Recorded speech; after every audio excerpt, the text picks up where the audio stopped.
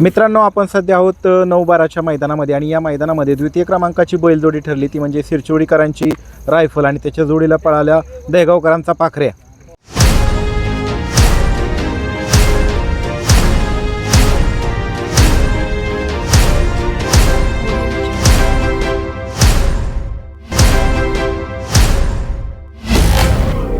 नमस्ते. काय आनंद आहे आज आनंद 2-3 महिन्यातून चांगला आनंद दिला. आज 2 नंबर झाला. गेल्या वर्षीचा 1 नंबरचा मानकरी आज 2 नंबरचा मानकरी झाला. म्हणजे मागच्या वर्षी पण 1 नंबरचा रायफलनं प्रथम क्रमांक केलेला इथे. काय सांगाल दादा की माग पण आम्ही प्रयत्न केले मुलाखत घ्यायचे, पण तुम्ही काय म्हटलं की रायफल व्यवस्थित झाल्याशिवाय आम्ही मुलाखत नाही. कसं असतं शेवटी आता कसं ते तंदुरुस्त झाला पाहिजे किंवा कुठं गुलाला कुठेतरी आला तर आपण मुलाखत दिलेले म्हणजे हे फायदा आहे ना. बरोबर. कसे दिवस होते आता? दिवस कठीण काळ काढला, हा. पण आता कसं शेवटी संघर्षाचं जीवन आहे आणि त्याच्या वाटीला पहिल्यापासून संघर्ष झाला आहे.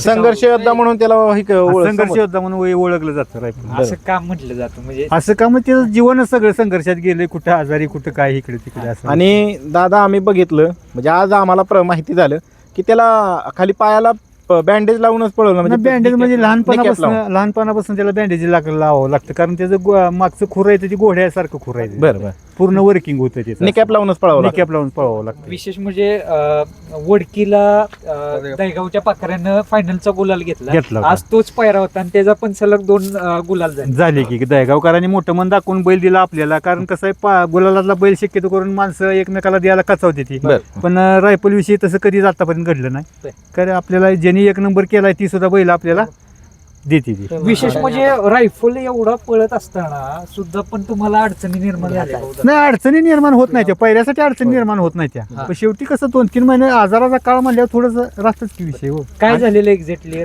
त्याचा पाय फ्रॅक्चर झाला. मग काय कसं त्याच्यावरती त्याची लय ट्रीटमेंट जबरदस्त केली. लय जणांनी सांगितलं. आपले जावेद बाई येते का नाही आपले तांब्याचे, त्यांनी सल्ला दिला. त्यांनी सल्ला दिल्यावर इकडे तिकडे फिरवला बैल.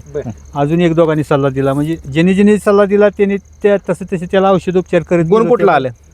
नाही, गुण आता आला 2-4 औषध झालंय किंवा गोळ्या झाल्या, त्यामुळे नक्की गुण कोणाचा आला पण माझ्या सगळ्यांचा आभार. चमकिरीच्या औषधाचा गुण आला माझ्या. म्हणजे गुण आला ते महत्वाचं आहे, कारण चमकिरीचं औषध पाजल्यावर बैल 8 दिवसात खट्टच झाला. बरं. आणि दुसरं म्हणजे आता 16 तारखेला भारतातलं पहिलं मानाचं हिंद केसरी मैदान होते पुसेगावचं, आणि त्या मैदानाच्या अगोदर ह्याने केलेला कमबॅक आज कसं बघता ह्या कमबॅककडे? ह्या कमबॅकडे म्हणजे आज उद्या पुसेगावचं आज महाराष्ट्राला 1 नंबरचं मैदान आहे, मानाचं मैदान आहे, गुलालाचं मैदान आहे. आज किती बी रुपये भेटलं वतलं की तर गुलाल कोणाला भेटत नाही. आणि आमचा बी असा संघर्ष आहे की आमच्या बी दावणीला अजून वडिलाच्या बी काळात गुलाल पुसेगावचा नाही आणि माझ्या बी काळात पुसेगावचा गुलाल नाही अजून. बरं. आणि अजूनपर्यंत एक म्हणजे असं मस्त 1 नंबर बैलांना आणून सगळ्या म्हणजे हिंद केसरी केले, वडकी बिडकी पेडगाव फक्त पुसेगाव राहिले.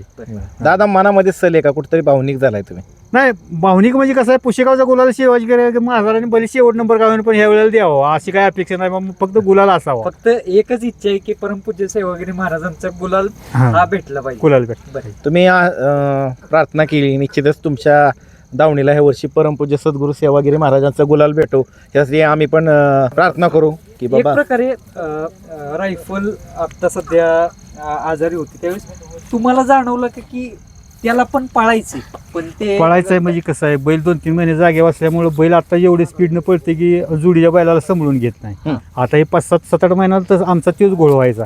आम्हाला बैल थटवून धरणारा लागतोय थोडासा, म्हणजे दाडा बैल लागतोय. मग ही पाखऱ्याचं डोक्यात आलायला बैल म्हणलं थटवून धरणारा बैल आहे, न सरणारा बैल आहे आणि कंटिन्यू गुलालातला आहे. मी बी एक फोन केले होते, त्याने बी आपला बैल मोठं मन दाखवून दिला. आज वडकीला तो बैल गुलाल करून आपल्याला बिन गुलालाच्या बैलाला बैल त्यांनी दिला, म्हणजे त्यांचं तसं मन मोठं म्हणलं पाहिजे ना. तर शेवटी कसं आहे, बैलगाडी क्षेत्र हे संयमानं आपलं एकमेकाशी चाललं पाहिजे, राहिलं पाहिजे. काय शिकायला मिळालं आज फायनलला असं शिकायला भेटलं की जेवढे सगळं आम्ही टॉप मध्ये पळतो पहिलं घरी, डॉर्लीचं दादा आहे ते, आबा शेवळ्याबाजा पाखरे आहे, आम्ही म्हणजे रोज एकमेकाच्या पायऱ्यातच असतो. ही सगळी बैल एकाच फायनलला होती, त्यामुळे आम्हाला आज आनंद एवढा मोठा होता. नंबर कोणी किती करू दे तो मला विषय नव्हता. आज फक्त लढत झाली सगळ्याची लढत झाली, मैत्रीपूर्व लढत झाली. चालते. धन्यवाद दादा. धन्यवाद. मैदान रिपोर्टरला सबस्क्राइब करा आणि अपडेट रहा. नवीन व्हिडिओच्या नोटिफिकेशनसाठी बेल आयकॉनचे बटन दाबा. धन्यवाद.